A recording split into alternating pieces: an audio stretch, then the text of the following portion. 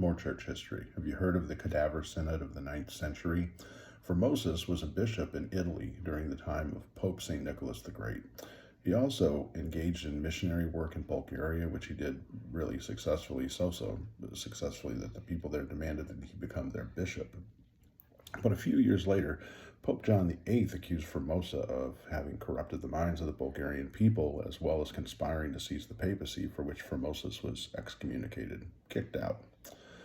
Well, a few years after the death of John VIII, Formosa's fortunes turned and he retook his diocese. And a few years later, amazingly, he was elected pope.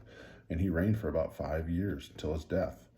But his immediate successor lived only about 2 weeks. But the next pope, Stephen V, he thought Formosa's papacy had been illegitimate. And he ordered Formosa's body to be dug up, dressed, and placed on a throne for questioning. Well, of course, a deacon had to be assigned to speak for Formosus. He was in no shape to do that. Stephen V tried and convicted Formosus, his corpse, for violations of canon law, perjury, and most importantly, as being a fake bishop and therefore a fake pope. Stephen declared that all of Formosus' acts and ordinations were invalid. Ironically, Formosus had ordained Stephen, which meant that Stephen was declaring his own ordination invalid, which meant that he was also not a valid pope. He then had Formosus' body thrown into the Tiber River with a bunch of weights attached to it.